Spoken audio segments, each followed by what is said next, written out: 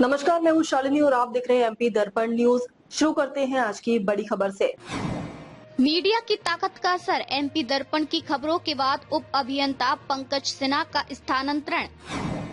जशपुर में नई जिम्मेदारियां, उप अभियंता पंकज सिन्हा ने दिए प्रतिक्रिया।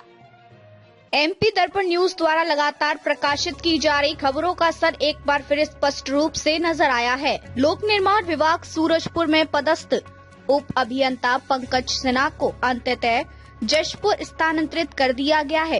पिछले कुछ समय से उनकी कार्यशैली और विभागीय प्रक्रियाओं को लेकर कई शिकायतें सामने आ रही थीं।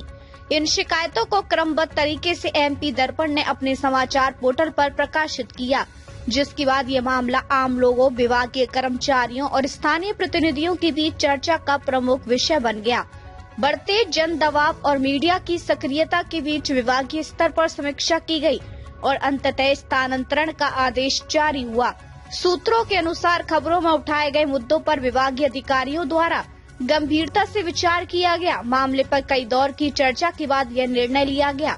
स्थानीय नागरिकों का कहना है कि मीडिया की भूमिका इस प्रकार के मामलों में बेहद महत्वपूर्ण होती है, क्योंकि कई बार समस्याएं अंदर ही अंदर दब जाती हैं और समय रहते कार्रवाई नहीं हो पाती। एमपी दर्पण द्वारा उठाए गए सवालों ने न केवल विभाग को सक्रिय किया, बल्कि मामले को पारदर्शिता की ओर भी ले गए। जशपुर में नई जिम्मेदारियां, उप अभियंता पंकज सिन्हा ने दिए प्रतिक्रिया।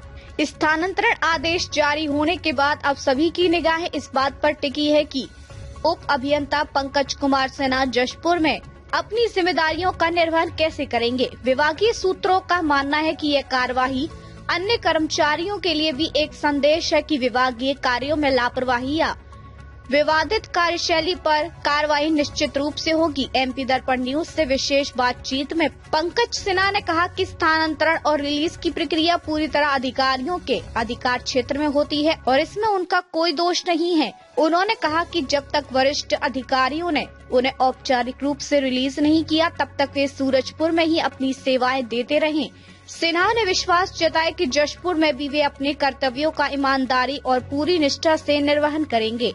अब देखने वाली बात यह होगी कि कई जगह पर वे किस प्रकार विभागीय कार्यों को गति देते हैं और जनता की अपेक्षाओं पर कितना खरे उतरते हैं। एमपी दर्पण सूरजपुर रिपोर्ट अफरोज खान। अब तक के लिए बस इतना ही, फिर मिलते हैं ऐसी ही बड़ी खबर के साथ। तब तक के लिए मुझे दीजिए इजाजत और देखते रहिए एमपी दर्पण न्यूज। आपको हमारी खबर पसंद है तो Instagram, Twitter, Facebook, YouTube channel को लाइक करें और सब्सक्राइब करें। ऐसे ही लेटेस्ट अपडेट पाने के लिए बेल आइकन दबाना न भूलें। धन्यवाद।